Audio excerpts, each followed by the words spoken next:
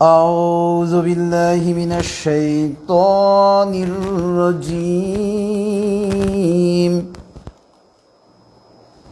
بسم الله الرحمن الرحيم.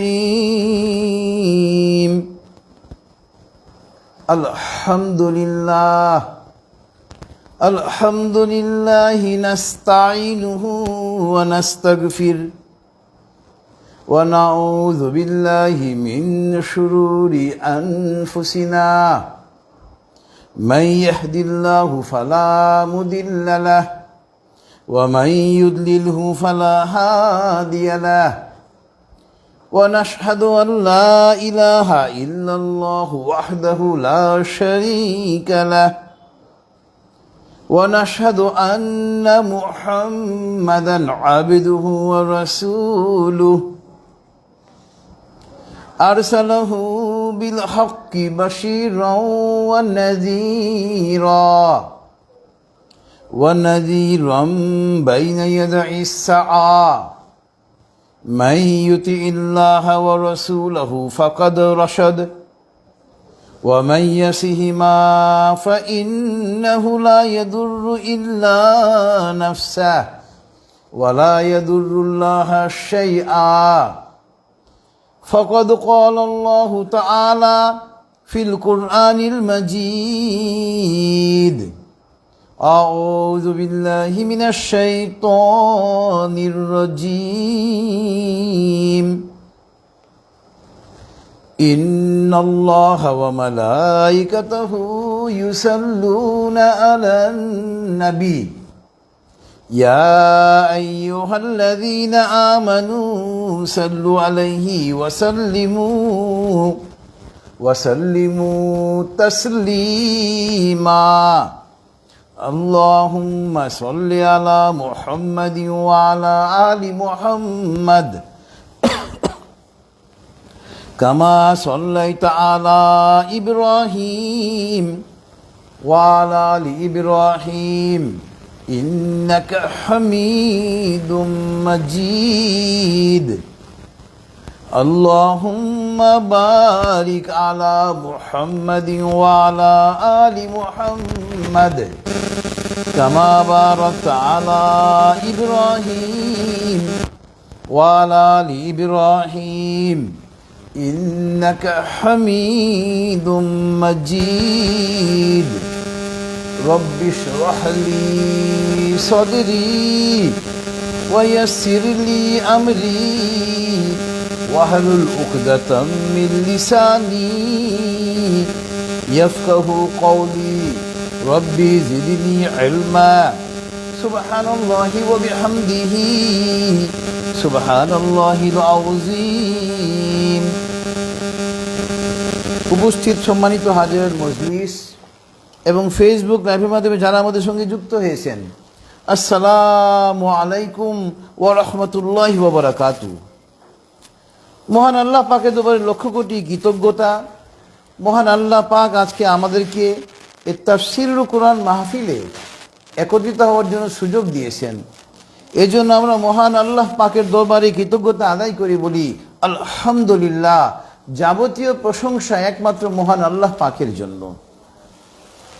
আজকে আমরা ইনশাআল্লাহ মহাগ্রন্থ আল কোরআনের 17 নম্বর সূরাতুল বনী ইসরাঈল এর আয়াত নম্বর 53 একটা আয়াত নিয়ে আমরা আলোচনা করব ইনশাআল্লাহ। তবে আমরা প্রথমে যথারীতি এই একটা আয়াতের তেলাওয়াত এবং তরজমা, এরপরে ইনশাআল্লাহ আমরা এই আয়াতের তাফসীরে চলে যাব। আউযু বিল্লাহি মিনাশ শাইতানির রাজীম। বিসমিল্লাহির রহমানির রহিম।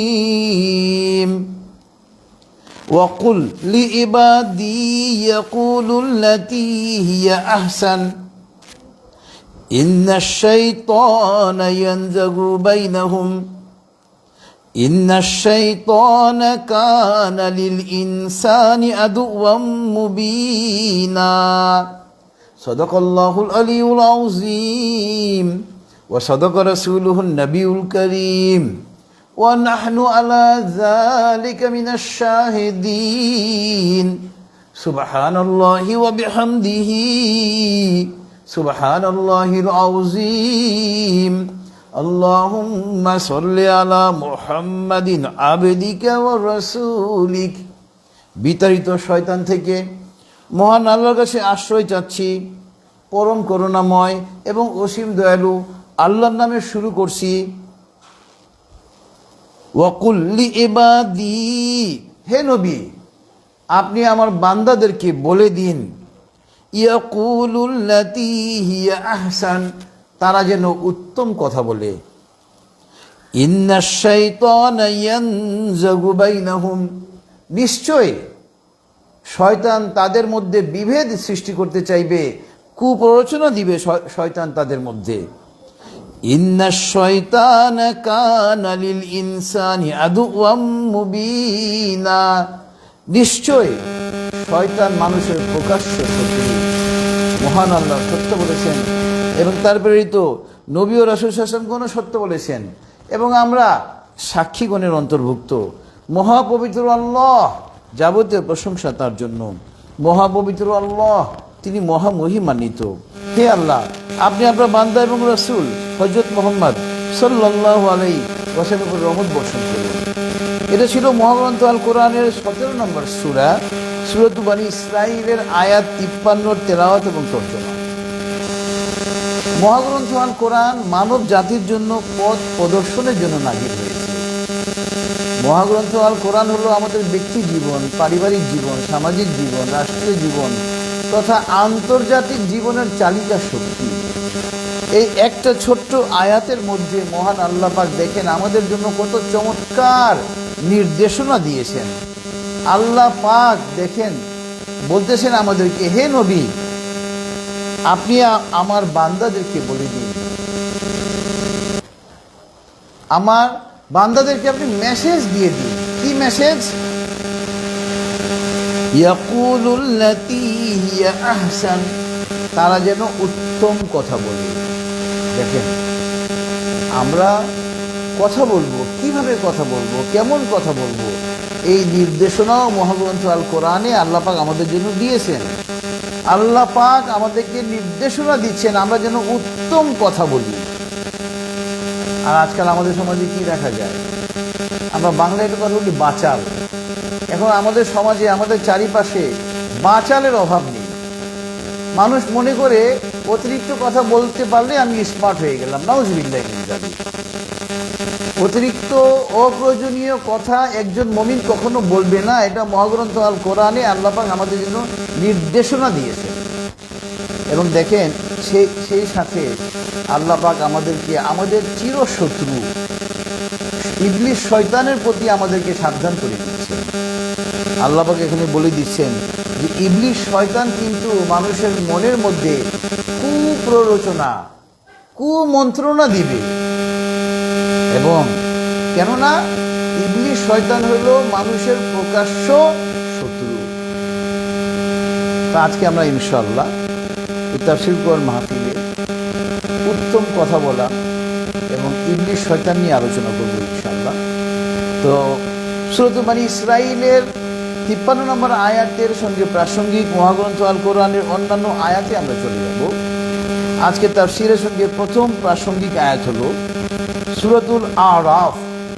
সূরাতুল আরাফের আয়াত 199 এবং 200। এই দুইটা আয়াত আজকে আমাদের তাফসীরের সঙ্গে প্রাসঙ্গিক। আল্লাহ পাক এখানে বলতেছেন সূরাতুল আরাফ। সূরাতুল আরাফ হইল মহাগ্রন্থ আল কোরআনের 7 নম্বর সূরা, সূরা নম্বর 7। আর এই তাফসীরের সঙ্গে প্রাসঙ্গিক আয়াত হলো 199 এবং 200। এখানে মহান আল্লাহ পাক বলতেছেন, খুজিয়াল আফওয়া ওয়া'মুর বিল উরফি ওয়া'রিদ আনিল জাহিলিন ওয়া ইম্মা ইয়ানজাগান্নাকা মিনাশ শাইতানি নাজগুন ফাস্তাইজ বিল্লাহ ইন্নাহু সামিউন আলিম। দেখেন আমরা আমাদের সমাজে চলার পথে আমাদের আচরণ কেমন হবে। আল্লাহ পাক দেখেন মহাগ্রন্থ আল কোরআনে আমাদের নবী সাল্লাল্লাহু আলাইহি ওয়াসাল্লামের মাধ্যমে আমাদেরকে নির্দেশনা দিয়ে দিচ্ছেন, খুজিয়াল আফওয়া, হে নবী আপনি ক্ষমার নীতি অবলম্বন করুন। আল্লাহু আকবার। আমরা ছোটবেলায় স্কুলে যখন পড়ি তখন আমরা একটা প্রবাদ বাক্য পড়েছি, forgiveness is a great virtue, ক্ষমা একটি মহৎ গুণ। আমরা এটাকে প্রবাদ বাক্য বলি। এটা কোনো প্রবাদ বাক্য নয়, এটা কোনো মনীষীর কোনো কথা নয়, এটা মহাগ্রন্থ আল কোরআনে ১৫০০ বছর আগে মহান আল্লাহ পাক আমাদের জন্য নির্দেশনা দিয়েছেন যে হে নবী আপনি এবং আপনার উম্মতকে আপনি বলুন তাহারা যেন ক্ষমার নীতি অবলম্বন করে। এখন আমাদের সমাজে আমরা তো ক্ষমা করতে ভুলে গিয়েছি, আমরা প্রত্যেকে প্রতিশোধ পরায়ণ, ইসলাম এটাকে অ্যালাউ করে না। আচ্ছা, এরপর দেখেন আমরা ক্ষমার নীতি অবলম্বন করব। ওয়ামুর বিল উরফি, এই উরফুন শব্দের অর্থ হইল নেক কাজ, ভালো কাজ, এবং উরফুন শব্দের জমা বহু বচন হইল, প্লুরাল নাম্বার হইল আরাফ, নেক কাজ সমূহ। এবং এই 7 নম্বর সূরার নামকরণ কিন্তু করা হয়েছে সূরাতুল আরাফ। আবার আল আরাফ হলো জান্নাত এবং জাহান্নামের মাঝখানে একটা জায়গার নাম হলো আরাফ। অর্থাৎ মুসলমানরা যারা ঈমান নিয়ে মৃত্যুবরণ করবে, এবং আল্লাহ পাক তো মৃত্যুর পরে আমাদের আমলনামার ওজন করবে, যাদের আমলনামার নেক আমলের ওজন ভারী হবে তারা জান্নাতে যাবে, আর যাদের গুনাহের ওজন ভারী হবে তারা জাহান্নামে নিক্ষিপ্ত হবে। কিন্তু একটা অংশের এমন হবে যে নেক আমল আর গুনাহ দুইটা সমান সমান হয়ে যাবে, এবং আল্লাহ পাক তাদেরকে জান্নাত এবং জাহান্নামের মাঝখানে একটা জায়গায় রাখবেন। ওই জায়গার নাম হলো আরাফ। আরাফ শব্দের অর্থ হইল নেক কাজ সমূহ। তো এখানে আল্লাহ পাক বলতেছেন যে হে নবী আপনি ক্ষমা পরায়ণতার নীতি অবলম্বন করুন এবং মানুষকে আপনি নেক কাজের দিকে আহ্বান করুন। ওয়াআরিদ আনিল জাহিলিন, দেখেন মূর্খতা, অজ্ঞানতা একটা অভিশাপ, অনেক বড় অভিশাপ। মূর্খতা, যাদের মধ্যে জ্ঞান নেই, বিশেষ করে মহাগ্রন্থ আল কোরআন এবং হাদিসের জ্ঞান যাদের মধ্যে নেই তারা অভিশপ্ত। এবং আল্লাহ পাক বলতেছেন হে নবী যারা মূর্খ, যারা মহাগ্রন্থ আল কোরআন এবং হাদিসের জ্ঞান রাখে না, ধর্ম সম্পর্কে কোনো জ্ঞান নেই, আপনি তাদেরকে এড়িয়ে চলুন। এখন আমাদের সমাজে দেখবেন মুসলমানদের মধ্যে একটা শ্রেণীর জন্ম হয়েছে, কোরআন সঠিকভাবে পড়তে জানে না, সূরা ফাতিহার উচ্চারণ হয় না, আর কোরআন হাদিসের জ্ঞান তো বাদই দিলাম। ওই টিভিতে ইউটিউবে কিছু আপনার কোরআন হাদিসের বক্তব্য শুনে নিজেদেরকে মহাপণ্ডিত মনে করে, নিজেদেরকে মনে করে আলেমের আলেম। নাউজুবিল্লাহি মিন যালিক। এরা হলো সবচেয়ে বড় মূর্খ, এবং এরা দেখবেন কথায় কথায় আপনার সঙ্গে তর্ক করতে চাইবে।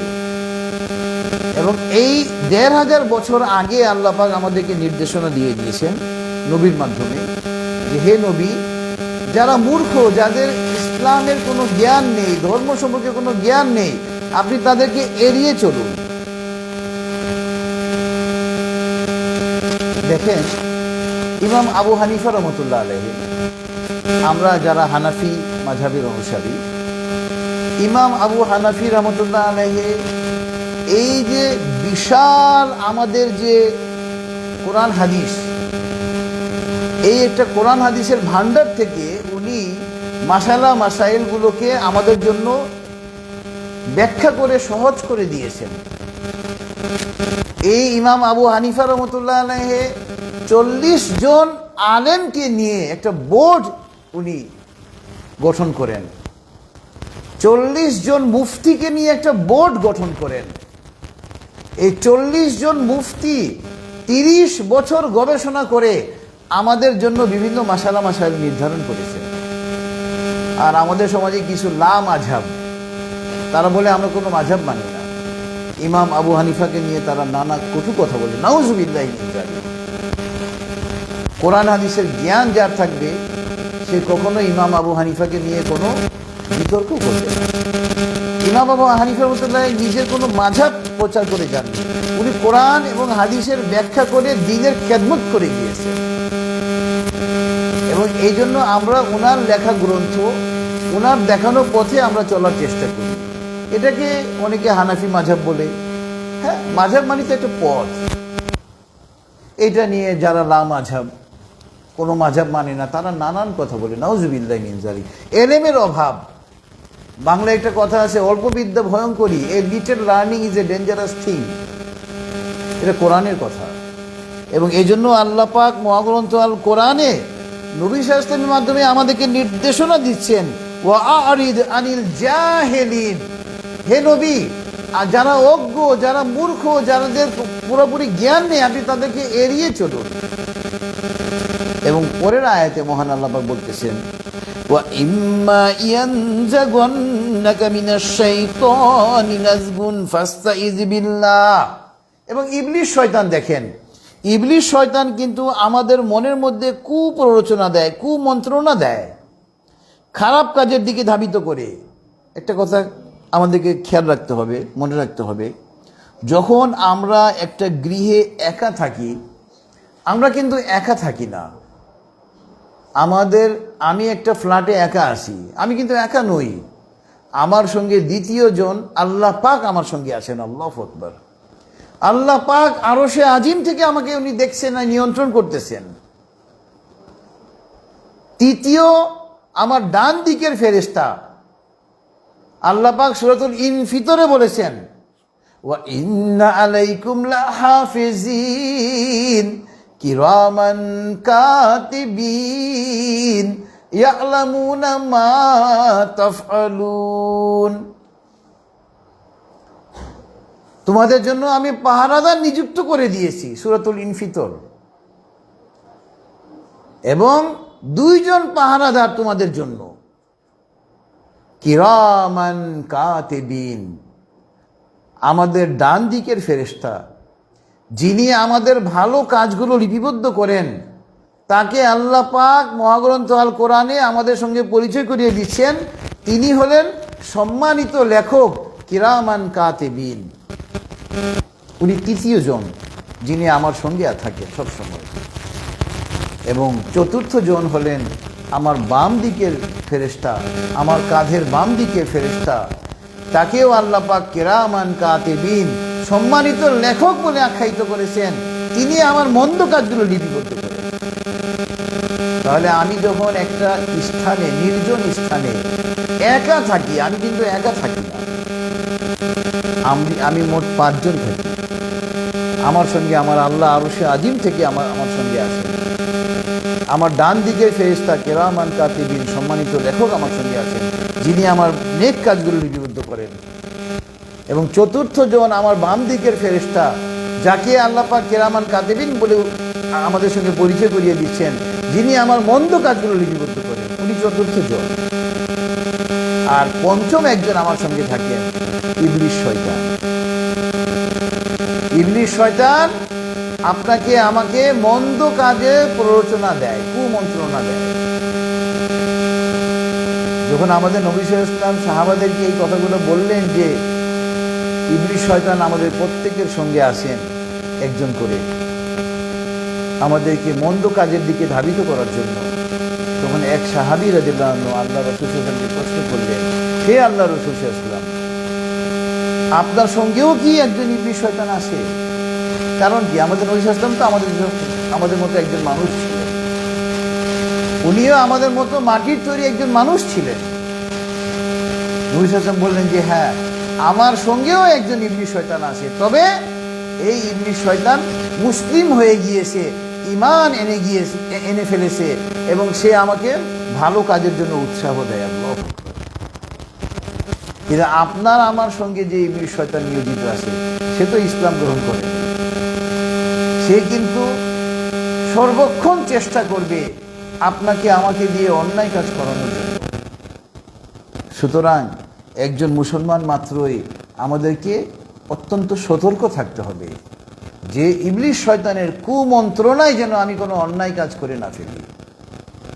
এবং আল্লাহ পাক বলতেছেন, যদি হে নবী আপনি আপনার বান্দাদেরকে বলে দিন, যদি ইবলিস শয়তান তাদেরকে কুমন্ত্রণা দেয়, তারা যদি মনে করে যে ইবলিস শয়তান তাকে কুমন্ত্রণা দিচ্ছে, তাহলে তাকে বলুন সে যেন আমার কাছে আশ্রয় প্রার্থনা করে। আল্লাহু আকবার।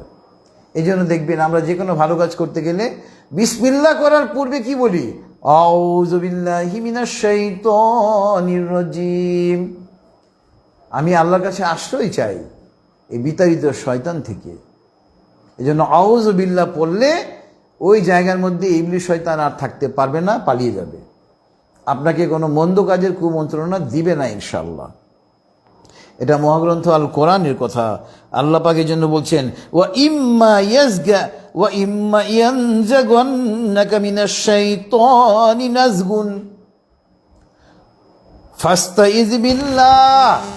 যদি শয়তান আপনাকে মন্দ কাজের জন্য কুমন্ত্রণা দেয়, আপনি আমার কাছে আশ্রয় প্রার্থনা করেন। ইন্নাহু সামিউন আলিম। নিশ্চয় আল্লাহ পাক সমস্ত কিছু শোনেন এবং তিনি সমস্ত কিছু জানেন। এটা হল সূরাতুল আরাফ আয়াত নম্বর 199 এবং 200 আজকের তাফসীরের সঙ্গে প্রাসঙ্গিক। এরপরে আজকের তাফসীরের সঙ্গে প্রাসঙ্গিক আয়াত হলো সূরাতুল নাহলের আয়াত নম্বর 125। সূরাতুল নাহলের আয়াত নম্বর 125। আমরা মানুষকে ইসলামের দিকে আহ্বান করব কোরআন হাদিসের সঠিক জ্ঞান আহরণের পরে। কিভাবে আমরা মানুষকে আহ্বান করব ইসলামের দিকে? দেখেন, এখানে আল্লাহ পাক একটা গাইডলাইন দিয়ে দিচ্ছেন। সূরাতুল নাহল আয়াত নম্বর 125। এখানে আল্লাহ পাক বলছেন, উদু ইলা সাবিলি রাব্বিকা বিল হিকমাতি ওয়াল মাউইজাতিল হাসানা। হে নবী, আপনি মানুষকে আপনার প্রভুর দিকে আহ্বান করেন প্রজ্ঞা দিয়ে, জ্ঞান দিয়ে, হিকমতের সঙ্গে এবং সৎ উপদেশ প্রদানের মাধ্যমে, নসিহত করার মাধ্যমে। আমরা বলি না ওয়াজ মাহফিল, ওয়াজুন শব্দের জমা হলো মাউইজা, নসিহত সমূহ। তাহলে আমরা মানুষকে মহান আল্লাহ পাকের দিকে আহ্বান করব হিকমতের সঙ্গে এবং অত্যন্ত নসিহতপূর্ণ কথা তাদেরকে বলবো। ওয়াজাদিলহুম বিল্লাতি হিয়া আহসান। যদি মানুষের সঙ্গে তর্কে যাওয়া লাগে, যুক্তি তর্ক প্রদর্শন করতে হয়, আমরা উত্তম উপায়ে যুক্তি তর্ক প্রদর্শন করব। আল্লাহু আকবার। এটা মহাগ্রন্থ আল কোরআনের কথা, নির্দেশনা। ইন্না রাব্বাকা হুয়া আলামু বিমান দাল্লা আন সাবিলিহি ওয়া হুয়া আলামু বিল মুহতাদিন। হে নবী, আপনি মনে রাখবেন আপনার প্রভু জানেন কে পথভ্রষ্ট আর কে হেদায়েতপ্রাপ্ত।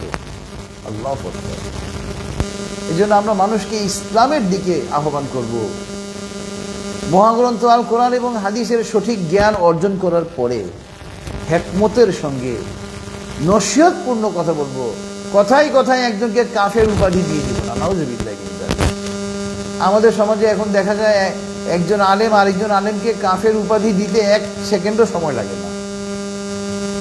এটা একজন প্রকৃত আলেমের পরিচয় হতে পারে না। আপনি একজন আলেমকে কাফের উপাধি দিয়ে দিবেন, নাউজুবিল্লাহ। ডক্টর জাকির নায়েক, উনি ইসলামের অনেক বড় একজন দায়ী। ইসলামের মূল মন্ত্র হলো তাওহীদ। মা তাওহীদু, তাওহীদ কি? আত-তাওহীদু ঈমানুন বিইলাহি ওয়াহিদ। তাওহীদ হলো একমাত্র সৃষ্টিকর্তা মহান আল্লাহ পাকের উপর ঈমান আনা। এই ডক্টর জাকির নায়েক দেখেন, মহাগ্রন্থ আর কোরআন এবং হাদিস তো উনি পুরোটা পড়েছেন।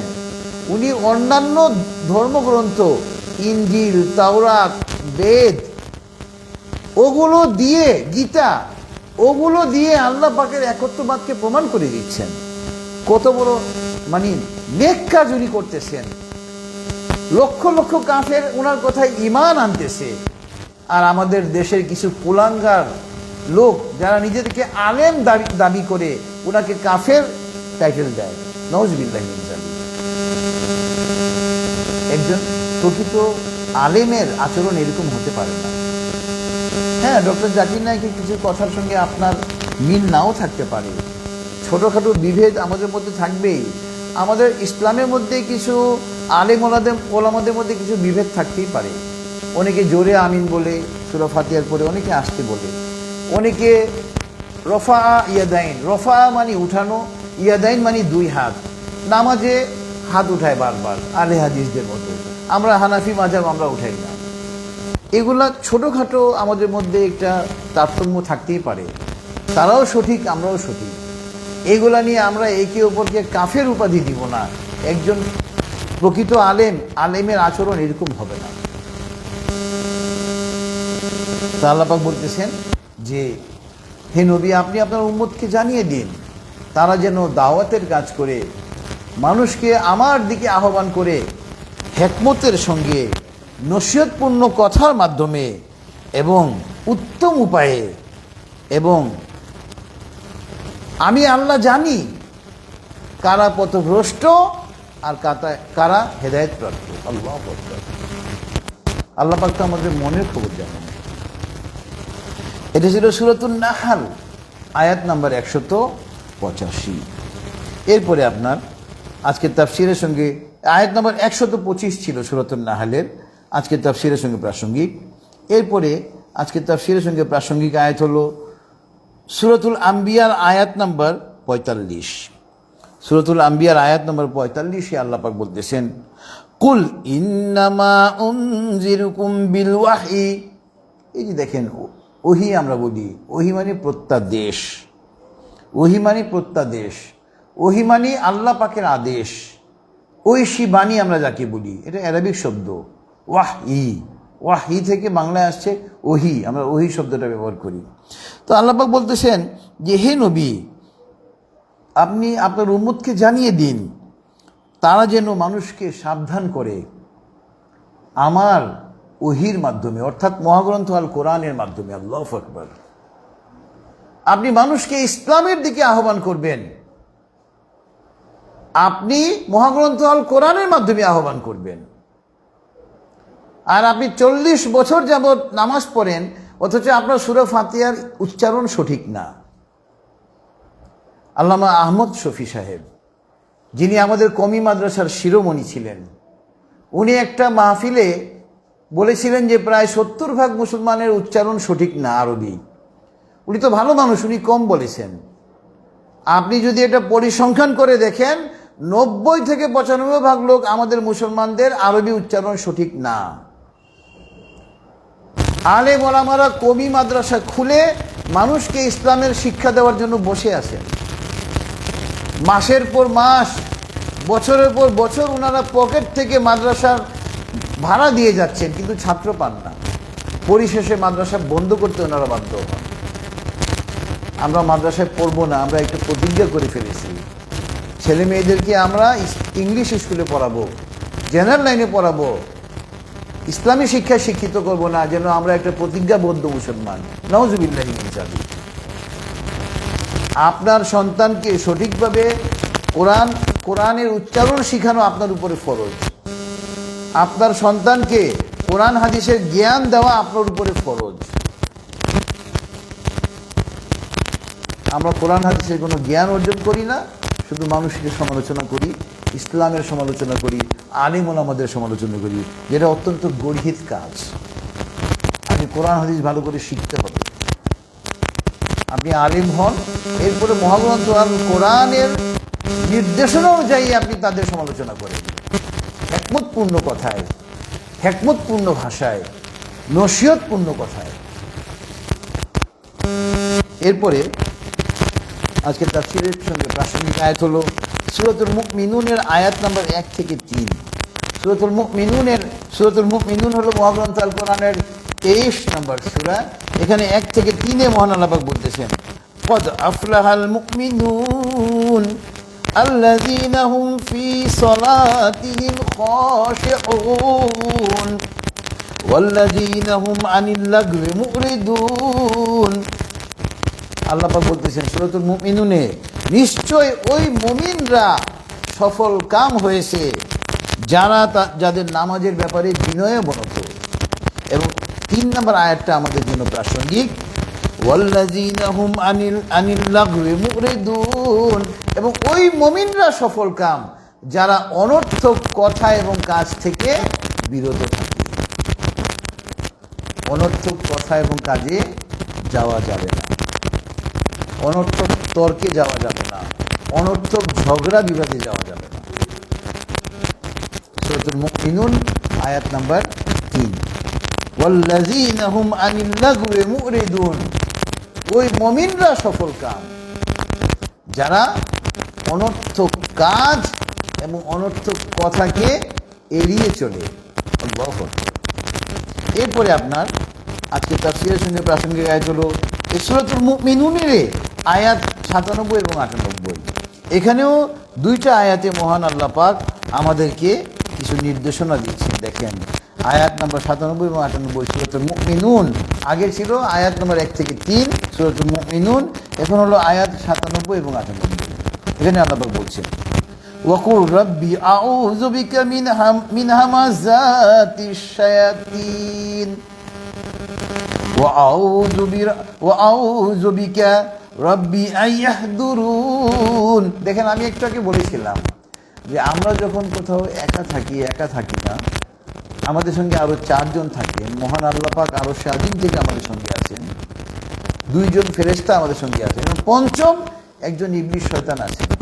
দেখেন আল্লাহ পাক বলতেছেন সূরাতুল মুমিনুনের আয়াত নম্বর 97 এবং 98-তে যে হে নবী, আপনি আমার কাছে আশ্রয় চান শয়তানের কুমন্ত্রণা থেকে, আপনার নিকটে শয়তানের উপস্থিতি থেকে।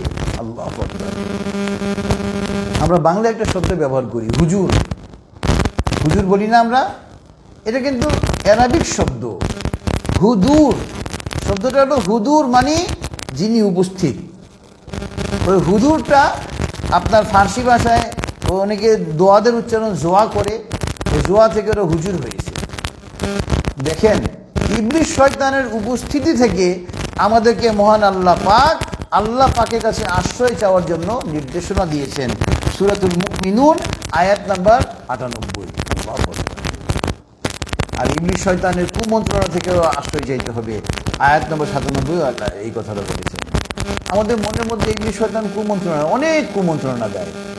ইবলিস শয়তানের কাজই হলো আপনাকে আমাকে কুমন্ত্রণা দিয়ে মন্দ কাজের দিকে, গুনাহের কাজের দিকে ধাবিত করা। এই জন্য আল্লাহ পাকের কাছে ইবলিস শয়তান থেকে আশ্রয় চাইতে হবে। এরপরে আপনার আজকের তাফসীরের সঙ্গে প্রাসঙ্গিক আয়াত হলো সূরাতুল ফুরকানের আয়াত নাম্বার 63। সূরাতুল ফুরকানের আয়াত নাম্বার 63। এবং একটা কথা আপনার, আমাদের মধ্যে শয়তান বাসা বেঁধে ফেলে, এবং শয়তান আমাদের মনের মধ্যে ঢুকার সবচেয়ে সহজ রাস্তা হলো আমাদের মূর্খতা। মূর্খ ব্যক্তিদেরকে, অজ্ঞ ব্যক্তিদেরকে আমরা অনেক সময় জাহিল বলি, এটা কিন্তু আরবিক শব্দ। অজ্ঞতার কারণে ইবলিস শয়তান আমাদের মধ্যে স্থান করে নাই। দেখেন সূরাতুল ফুরকান আয়াত নাম্বার 63-তে আল্লাহ পাক বলতেছেন, ওয়াইবাদুর রহমানিল্লাযীনা ইয়ামশুনা আলাল আরদি হাওনা। দেখেন ওয়াইবাদুর রহমানিল্লাযীনা ইয়ামশুনা আলাল আরদি হাওনা, যে আল্লাহ পাকের নেক বান্দারা দুনিয়াতে যখন বিচরণ করে তারা অত্যন্ত নম্রভাবে, বিনয়ীভাবে বিচরণ করে।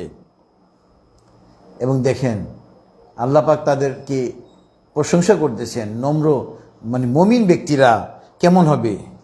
ওয়াইযা খাতাবাহুমুল জাহিলুনা ক্বালু সালামা।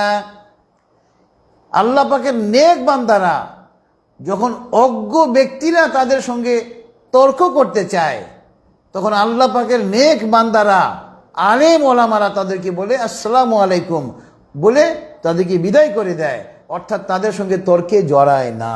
আল্লাহু আকবার। মূর্খদের সঙ্গে তর্ক করার জন্য আল্লাহ পাক আমাদেরকে নিষেধ করে দিয়েছেন। আর আমাদের সমাজে এখন চারপাশে খালি মূর্খ আর মূর্খ, কোরআন হাদিসের জ্ঞান নেই, ওই ইউটিউবে আর টিভিতে কিছু প্রোগ্রাম দেখে মনে করে নিজেকে মহা আলেম, আলেমদের সঙ্গে তর্ক করতে লেগে যায়। নাউজুবিল্লাহি মিন যালিক। এরা হলো সবচেয়ে বড় মূর্খ। এদেরকে অ্যাভয়েড করে চলতে হবে। এটা আমার কথা নয়, এটা মহাগ্রন্থ আল কোরআনের কথা, সূরাতুল ফুরকান আয়াত নাম্বার 63। ওয়া ইযা খাতাবাহুমুল জাহিলুনা, যে জাহিল কথাটা বললাম, জাহিল শব্দের বহুবচন হলো জাহিলুন, অজ্ঞরা, মূর্খরা। যখন অজ্ঞরা, মূর্খরা আপনার সঙ্গে তর্ক করতে চাইবে, হে নবী, আপনি তাদেরকে সালাম দিয়ে বিদায় দিয়ে দেন, তাদের সঙ্গে তর্ক করবেন না। এরপরে আপনার আজকের তাফসীরের সঙ্গে প্রাসঙ্গিক আয়াত হলো সূরাতু ফাতিরের আয়াত নাম্বার 6। ইবলিস শয়তান মানুষকে অন্যায়ের দিকে ধাবিত করে মানুষকে জাহান্নামের দিকে নিয়ে যায়। এই কথাটা আল্লাহ পাক সূরাতু ফাতিরের আয়াত নাম্বার 6 বলতেছেন, ইন্নাশ শাইতানা লাকুম আদুউন ফাত্তাখিজুহু আদুওয়া। হে নবী, আপনি আপনার উম্মতকে জানিয়ে দিন, নিশ্চয় শয়তান হলো তাদের শত্রু। সুতরাং শয়তানকে প্রকাশ্য শত্রু হিসেবে গ্রহণ করতে হবে। শয়তান কিন্তু আমাদের প্রকাশ্য শত্রু, এবং তাকে শত্রু হিসেবে গ্রহণ করতে হবে। এবং আল্লাহ বলতেছেন, ইন্নামা ইয়াদউ হিজবাহু লিয়াকুনু মিন আসহাবিস সাঈর। নিশ্চয় ইবলিস শয়তান তার দল বলকে জাহান্নামের দিকে আহ্বান করে। যারা ইবলিস শয়তানের অনুসারী, ইসলামের শত্রু, তারা দিন দিন জাহান্নামের দিকে ধাবিত হচ্ছে। সূরাতুল ফাতির আয়াত নাম্বার 6। এরপরে আপনার আজকে তাফসীরের সঙ্গে প্রাসঙ্গিক আয়াত হলো সূরাতুল হামিম আস-সাজদা। এটাকে সূরা ফুসিলাতও বলা হয়। এটা মহাগ্রন্থ আল কোরআনের 41 নম্বর সূরা, সূরাতুল হামিম আস-সাজদা আয়াত নাম্বার 36-এ মহান আল্লাহ পাক বলতেছেন, ওয়া ইম্মা ইয়ানজাগান্নাকা মিনাশ শাইতানি নাজগুন ফাস্তাইয বিল্লাহ ইন্নাহু হুয়াস সামিউল আলীম। হে নবী, ইবলিস শয়তান যদি আপনাকে কুমন্ত্রণা দেয়, কুপ্ররোচনা দেয়, দেখবেন মাঝে মাঝে আপনার মনের মধ্যে অনেক খারাপ চিন্তা এসে যাবে। ইবলিস শয়তান আপনাকে কুমন্ত্রণা দিচ্ছে। যখনই আপনি বুঝবেন আল্লাহ পাক বলতেছেন তুমি আমার কাছে আশ্রয় চাও, আমরা তখন কি বলবো? আউযু বিল্লাহ, হে আল্লাহ আমি তোমার কাছে আশ্রয় চাই। আউযু বিল্লাহি মিনাশ শাইতানির রাজিম, হে আল্লাহ আমি এই বিতাড়িত শয়তান থেকে তোমার কাছে আশ্রয় চাচ্ছি। ইনশাআল্লাহ দেখবেন আপনার মনের মধ্যে কুমন্ত্রণা সঙ্গে সঙ্গে দূর হয়ে যাবে। ইন্নাহু হুয়াস সামিউল আলিম, নিশ্চয় আল্লাহ পাক সমস্ত কিছু শোনেন এবং তিনি সমস্ত কিছু দেখেন।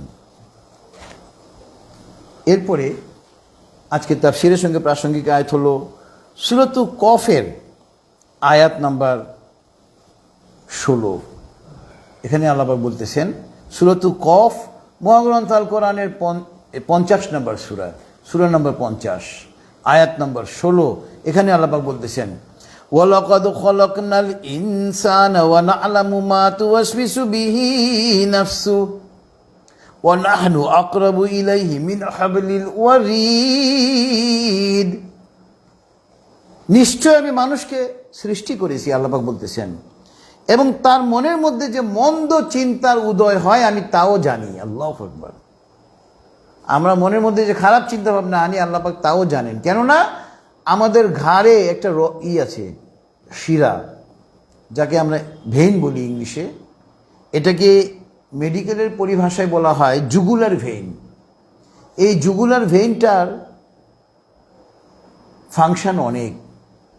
এই জুগুলার ভেইন যদি আমাদের এখান থেকে ডিসকানেক্ট হয়ে আমরা মারাই যাব। তো এই শিরা আমাদের কত নিকটে, আল্লাহ পাক বলতেছেন আমি তার চাইতেও তোমাদের বেশি নিকটে। আল্লাহু আকবার। অর্থাৎ আল্লাহ পাক আরশে আজিম থেকে আমাদেরকে নিয়ন্ত্রণ করতেছেন। মার্কিন যুক্তরাষ্ট্র যদি মানুষ হয়ে এমন একটা যন্ত্র তৈরি করে গুলিস্তানে যদি বোমা ফাটে ওয়াশিংটন আগে জানতে পারে আমাদের, তাহলে মহান আল্লাহ পাক যিনি সমস্ত কিছুর সৃষ্টিকর্তা, তিনি তার পক্ষে কি আরশে আজিম থেকে আমাদেরকে নিয়ন্ত্রণ করা কোনো কঠিন কাজ? মোটেই কোনো কঠিন কাজ নয়। তিনি আমাদের অতি নিকটে রয়েছেন। একজন মুসলমান মাত্রই, একজন মুমিন মাত্রই আমাদেরকে এই বিশ্বাস, এই আকীদা পোষণ করতে হবে। এরপরে এই সূরাতু কফেরই আয়াত নাম্বার 45, আগেটা ছিল 16, এরপরে হলো 45। এখানে আল্লাহ পাক বলতেছেন, নাহনু আলামু বিমা ইয়াকুলুনা ওয়া মা আনতা আলাইহিম বিজাব্বার ফাযাক্কির বিল কুরআনি মান ইয়াখাফু ওয়াঈদ। দেখেন আল্লাহ পাক বলতেছেন, নবী সাল্লাল্লাহু আলাইহি ওয়াসাল্লাম মানুষকে ইসলামের দিকে দাওয়াত দিতেন। তারা আল্লাহ রাসূল সাল্লাল্লাহু আলাইহি ওয়াসাল্লামের তাওহীদের দাওয়াতকে প্রত্যাখ্যান করত। আল্লাহ পাক বলতেছেন নবী সাল্লাল্লাহু আলাইহি ওয়াসাল্লামকে, হে নবী, আপনি তো তাদের উপরে কর্তৃত্ববান না। জব্বার মানে ক্ষমতাশালী, এটা আল্লাহ পাকের এক নাম। তো আপনি তো তাদের উপরে ক্ষমতাশালী নন যে আপনি তাদেরকে বাধ্য করবেন ঈমান আনতে। আল্লাহ পাক বলতেছেন, আপনি মহাগ্রন্থ আল কোরআন দিয়ে মানুষকে নসিহত করেন, ইসলামের দিকে আহ্বান করেন মহাগ্রন্থ আল কোরআনের মাধ্যমে, আর তারাই আপনার আহ্বানে সাড়া দিবে, তাওহীদের দাওয়াতকে কবুল করবে, যারা আমার ওয়াদাকে ভয় পায়, অর্থাৎ যারা পরকালকে ভয় পায়। ফাযাক্কির বিল কুরআনি মান ইয়াখাফু ওয়াঈদ। ওয়াদা থেকে ওয়াঈদ, আল্লাহ পাকের ওয়াদা, এই পৃথিবী একদিন ধ্বংস হবে। আমাদের আয়ুষ্কাল, দুনিয়াতে আমরা যেটুকু আয়ু নিয়ে এসেছি, এই আয়ুর পরিসমাপ্তি হবে। আমাদেরকে মৃত্যুর মুখোমুখি হতে হবে। মৃত্যুর মুখোমুখি হয়ে আমাদেরকে আল্লাহ পাকের কাছে গিয়ে হাজিরা দিতে হবে। আমাদের মৃত্যুর পরে আল্লাহ পাক আমাদেরকে পুনর্জীবিত করবেন আমাদের সমস্ত দুনিয়ার কাজকর্মের হিসাব নিকাশ নেওয়ার জন্য। এই জন্য ওই দিনকে ভয় পেতে হবে।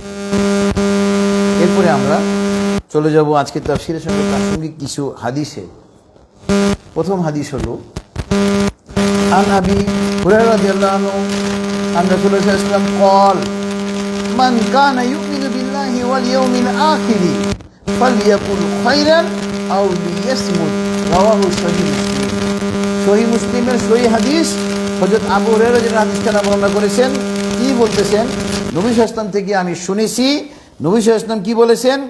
যে ব্যক্তি আল্লাহ এবং পরকালের উপরে বিশ্বাস রাখে, সে যেন উত্তম কথা বলে, নতুবা চুপ থাকে। ভালো কথা বলতে হবে, আননেসেসারি কথা বলে নিজের আমলকে, ঈমানকে নষ্ট করা যাবে না। রাওয়াহু সহিহ মুসলিম। যে ব্যক্তি আল্লাহ এবং পরকালের উপরে ঈমান রাখে, সে যেন উত্তম কথা বলে, নতুবা চুপ থাকে। এরপরে হাদিস হলো, আন ইবনে মাসউদিন রাদিয়াল্লাহু আনহু আনি নবী সাল্লাল্লাহু আলাইহি ওয়াসাল্লাম قال ইয়াকুম ওয়াল কিযবা ফাইন্নাল কিযবা ইয়াহদি ইলাল ফুজুরি ওয়া ইন্নাল ফুজুরি ইয়াহদি ইলান নার। রাওয়াহু মুসলিম। হযরত ইবনে মাসউদ রাদিয়াল্লাহু আনহু হাদিসখানা বর্ণনা করেছেন এবং তিনি বলতেছেন, আমাদের নবী সাল্লাল্লাহু আলাইহি ওয়াসাল্লাম বলেছেন, তোমরা মিথ্যা থেকে বেঁচে থাকো, কেননা মিথ্যা কি করে মানুষকে গুনাহের দিকে নিয়ে যায়, আর গুনাহ মানুষকে জাহান্নামের দিকে নিয়ে যায়। রাওয়াহু সহিহ মুসলিম। দেখবেন অনেকে কথায় কথায় মিথ্যা কথা বলে, আননেসেসারি, মিথ্যা বলার প্রয়োজনও নেই তাও বলে, তার অভ্যাসে পরিণত হয়ে গিয়েছে।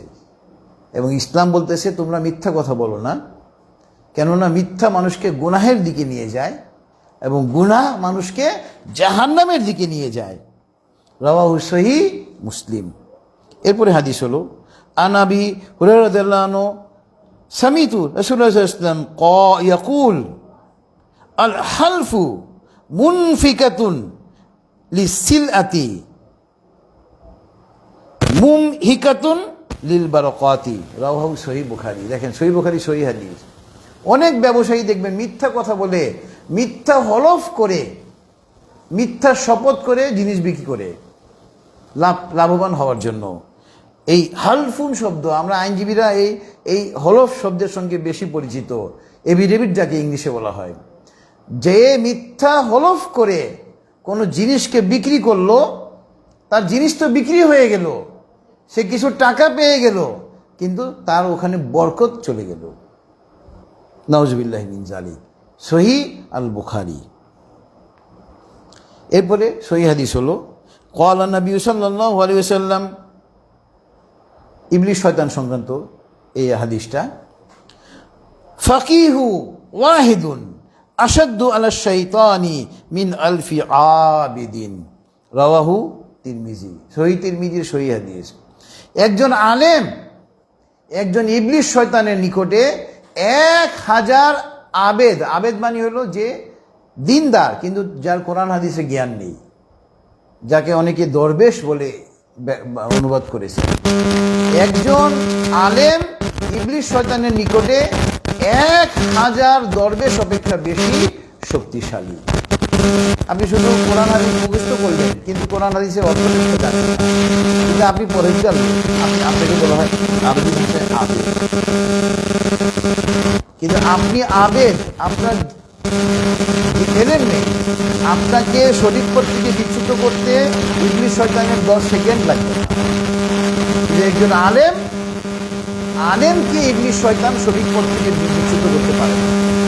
এমনকি ইবলিস শয়তান আলেমের সামনে দিয়ে হেঁটে যেতেও ভয় পায়, আলেমের এত মর্যাদা। এই জন্য সহিহ হাদিসে এসছে, ফাকিহু ওয়াহিদুন আশাদ্দু আলা শাইতানি মিন আলফি আবিদিন। একজন আলেম ইবলিস শয়তানের নিকটে 1000 আবেদ অপেক্ষা, দরবেশ অপেক্ষা বেশি শক্তিশালী। এরপরে সর্বশেষ হাদিস হলো, ক্বালা নবী সাল্লাল্লাহু আলাইহি ওয়াসাল্লাম মান সামাতা নাজা, রাওয়াহু আত-তিরমিজি। যে কথা বলছিলাম, বাচাল হওয়া যাবে না, টকেটিভ বাচাল ইসলাম এলাও করে না। যত কম কথা বলা যায় তত ভালো। এই জন্য হাদিসে এসেছে মান সামাতা নাজা, যে ব্যক্তি চুপ থাকে সেই নাজাত পায়। তো আলহামদুলিল্লাহ, যেটুকু আলোচনা হলো, মহান আল্লাহ পাক আমাদেরকে তার উপরে আমল করার জন্য তৌফিক দান করুন। তো দোয়া হবে ইনশাআল্লাহ। আমরা সবাই একবার দুরূদে ইব্রাহিম পড়ি। আল্লাহুম্মা সাল্লি আলা মুহাম্মাদ ওয়া আলা আলি মুহাম্মাদ কামা সাল্লাইতা আলা ইব্রাহিম ওয়া আলা আলি ইব্রাহিম ইন্নাকা হামিদুম মাজিদ। আল্লাহুম্মা বারিক আলা মুহাম্মাদ ওয়া আলা আলি মুহাম্মাদ কামা বারাকতা আলা ইব্রাহিম ওয়া আলা আলি ইব্রাহিম ইন্নাকা হামিদুম মাজিদ। আল্লাহুম্মা আমিন। ربنا تقبل منا إنك أنت السميع العليم. اللهم اغفر لحينا وميتنا وشاهدنا وغائبنا وصغيرنا وكبيرنا وذكرنا وأنثانا. اللهم من أحييته منا فأحيه على الإسلام ومن توفيته منا فتوفه على الإيمان. ربنا ظلمنا أنفسنا وإن لم تغفر لنا وترحمنا لنكونن من الخاسرين.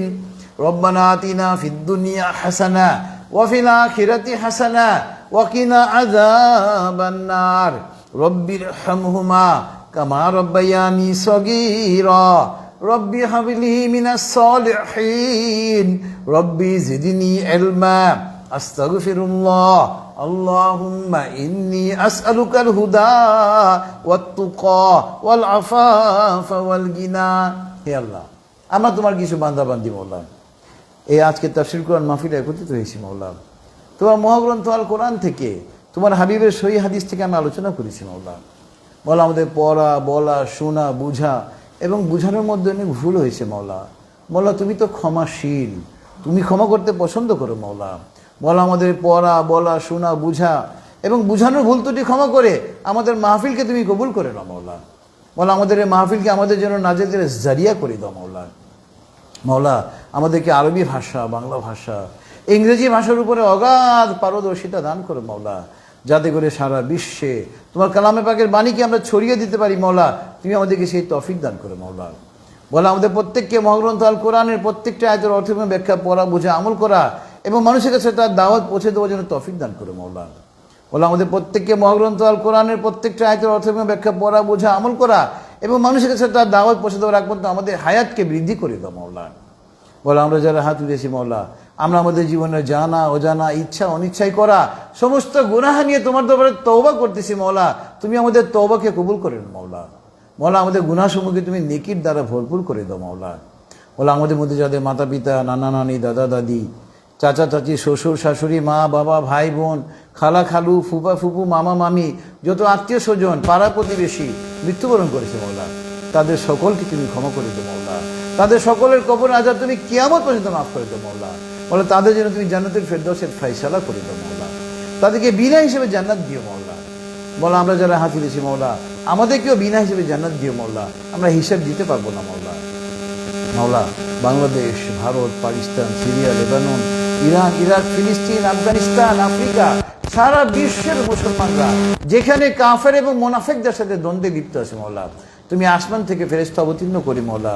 মুসলমানদেরকে তুমি চূড়ান্তভাবে বিজয়ী করো মওলা। কাফের এবং মুনাফিককে তুমি চূড়ান্তভাবে পরাজিত করো। বিশেষ করে মওলা ফিলিস্তিনিদেরকে তুমি চূড়ান্ত বিজয় দান করো। বনি ইসরায়েলকে তুমি ধ্বংস করে দাও মওলা। ইসরায়েলের সাহায্যকারী মার্কিন যুক্তরাষ্ট্রকে ধ্বংস করে দাও মওলা। ইসরায়েলের সাহায্যকারী ভারতকে তুমি ধ্বংস করে দাও মওলা। সারা পৃথিবীর মুনাফিককে তুমি ধ্বংস করে দাও। সারা পৃথিবীতে তুমি মুসলমানদেরকে তুমি চূড়ান্ত বিজয় দান করো।